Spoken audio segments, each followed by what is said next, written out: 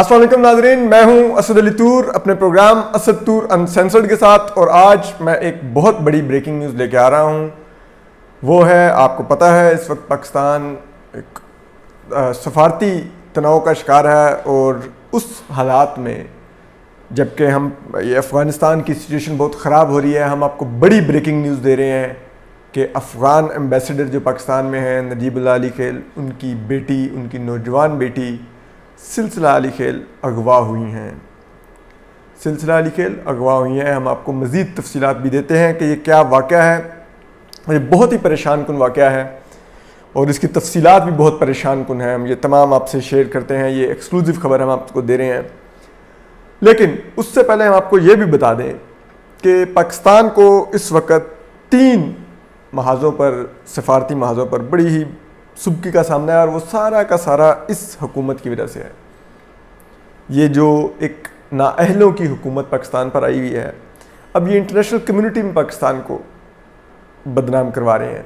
और तो और पाकिस्तान के दोस्त चीन तक से ये हम बदनाम करवा रहे हैं। इस पर भी आपको बताते हैं।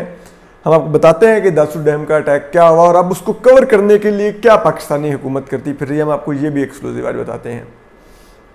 जबकि इसके अलावा हम आपको अफ़गानिस्तान की सूरत हाल पर भी बताएंगे।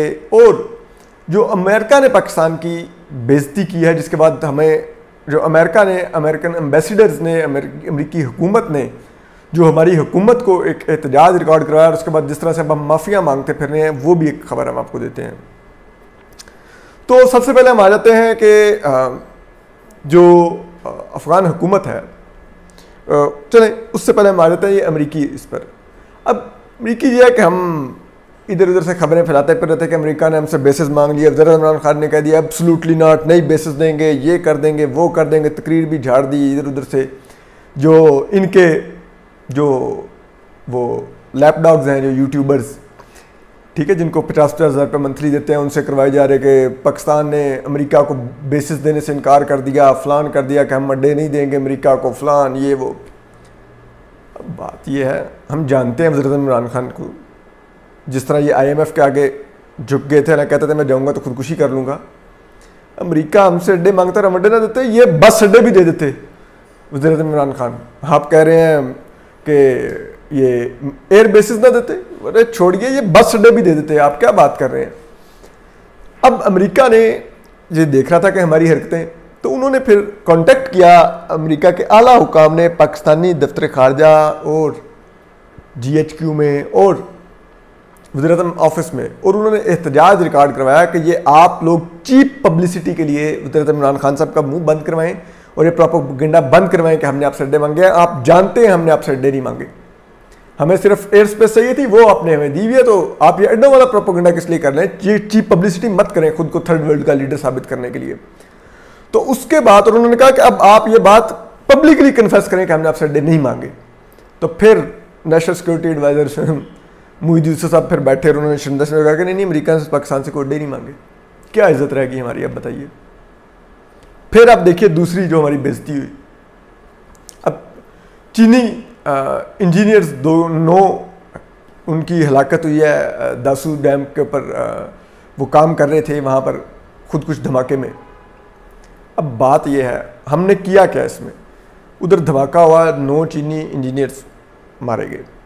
हमारी हुकूमत ने क्या किया? फॉरेन ऑफिस कह रहा है कि नहीं, वो गैस लीकेज का धमाका है, बस उलट के गिर गई थी दरिया में, तो वो 9 चीनी उसमें हलाक हो गए और 2 पाकिस्तानी भी जो थे वो भी सिक्योरिटी प्रोवाइड करने वाले भी शहीद हुए FC के। और ये बात खत्म। फिर चीनी एम्बेसी ने बयान जारी किया कि नहीं, ये धमाका हुआ है।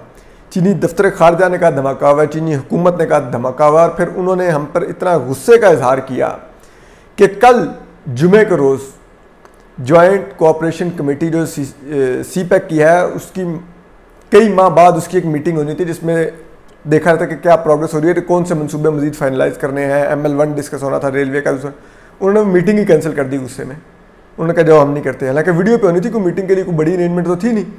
फिर उन्होंने दूसरा क्या हमारे मुंह पर थप्पड़ मारा। उन्होंने कहा हम अपना तहकीकाती टीम भेजेंगे तो तहकीकात करेगी कि क्या, क्योंकि उनको हमारे पे एतमाद ही नहीं रहा कि हम तहकीकात कर सकते हैं। उनको हम पे ये एतमाद नहीं रहा कि हम सच बोलेंगे। उन्होंने कहा कि यार ये तो अभी से मामले को छुपा रहे हैं, झूठ बोल रहे हैं। आप अंदाज़ा कीजिए क्या हमारी इज्जत रहेगी। अब हालात ये हैं कि अब वो जितने आप देख लीजिए जो इस्टेब्लिशमेंट के तनख्वाहदार एंकर्स हैं, ठीक है, वो अब लगे हुए हैं कहने।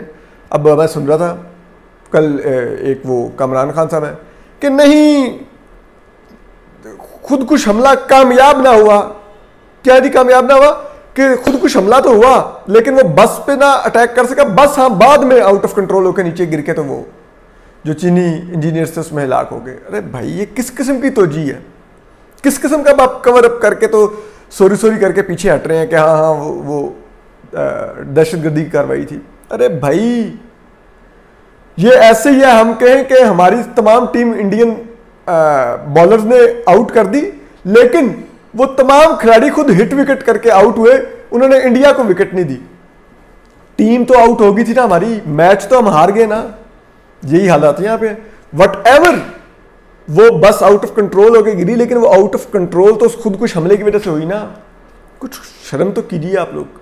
ये किस किस्म की तोजी आप दे रहे हैं कि वो देखे नहीं हुई दहशतगर्दी लेकिन मरे वो गिरने से। ये क्या तोजी है भाई? वो गिरे तो उस दहशतगर्दी की वजह से ही ना।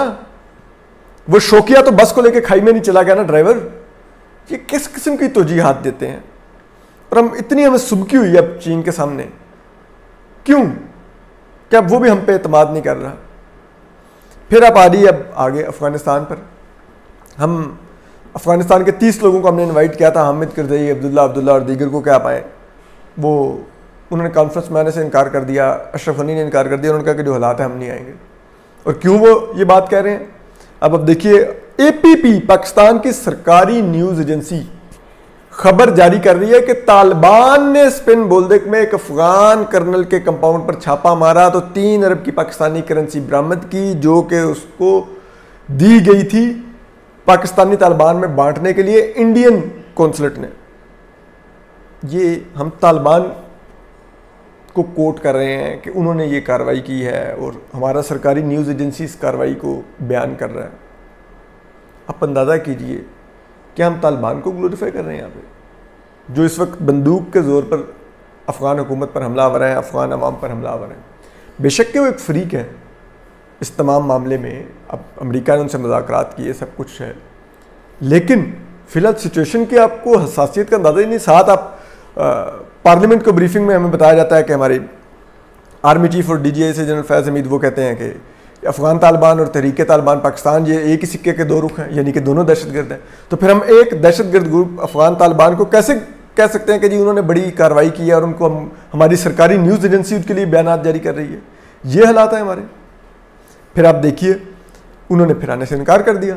और अब जो सबसे खौफनाक चीज़ हुई है, कल दिन दिहाड़े, जो असल बड़ी खबर है, कल दिन दिहाड़े 1:30 बजे दोपहर के जिन्ना सुपर मार्केट इस्लामाबाद, पाकिस्तान का दारुल हुकूमत, वहाँ पर इस्लामाबाद में जहाँ पर हम रहते हैं, जिन्ना सुपर में दिन 1:30 बजे अफ़गान एम्बेसडर नजीबुल्ला अली खेल की बेटी, 26 साल बेटी हैं उनकी, सिलसिला अली खेल, उनको अगवा किया गया। और फिर शाम 7 बजे वो ज़ख्मी हालत में उनको फेंका गया ब्लू एरिया में तहजीब बेकरी के पास। और इस मामले की जो तहकीकात है वो इस वक्त जो कोहसार पुलिस स्टेशन है वहाँ पर उनका मुकदमे के लिए तमाम दरख्वास्त दी गई है और एक सब इंस्पेक्टर को IO मुकर्रर किया गया है जिनका नाम है रज़ा, सब इंस्पेक्टर हैं वो। और ये तहकीकात अब चल रही हैं, लेकिन इसके आप सोचिए कि अभी तक ये खबर बाहर नहीं है, लेकिन इसके रिप्रिकॉशंस कितने खौफनाक हैं कि एक मुल्क के एम्बेसडर की बेटी अगवा होती हैं। तो ये जब खबर हम तो आपको दे रहे हैं, लेकिन आप सोचिए कि अब इसको बाकी मीडिया किस तरह से उठाएगा और वो क्या क्या स्पिन देंगे। और वो अगवा हुई हैं, उन पर तशद्दुद हुआ है, मेडिकल रिपोर्ट भी हमारे पास मौजूद है उनकी, और हमने उनकी जो दीगर भी मालूमात हमने हासिल की हैं उनके बारे में वो हम आपसे शेयर कर रहे हैं कि दिन 1:30 बजे उनको अगवा किया गया जिन्ना सुपर मार्केट से, यानी कि F7 मरकज़ से, और ब्लू एरिया में वो भी जिन्ना सुपर के करीब ही है, शाम 7 बजे फेंका गया। यानी कि वो 1:30 बजे से 7 बजे तक अगवाकारों के पास थी। यानी कि आप कह लें तकरीबन 5.5 घंटे वो लापता रहीं। 5.5 घंटे बाद तशद्दुद करने के बाद उनको तहजीब बेकरी के पास फेंका गया और फिर उनको पिम्स ले जाया गया जहाँ से उनकी ट्रीटमेंट हुई। तो और अभी कोहसार थाना इस मामले की तहकीकात कर रहा है, लेकिन यकीनन और भी इदारे इसकी तहकीकात कर रहे होंगे, लेकिन कम से कम इनके कल्प्रिट तो सामने आने चाहिए। 26 साल उनकी बेटी हैं सिलसिला अली खेल, वो अगवा हुई हैं, अफ़गान एम्बेसडर हैं नजीबुल्लाह अली खेल, उनकी बेटी हैं ये। और अब देखिए इन तहकीकात में क्या सामने आता है, हम आपको अपडेट करते रहेंगे। अपना ख्याल रखिए, सलामत रहिए, अल्लाह हाफिज़।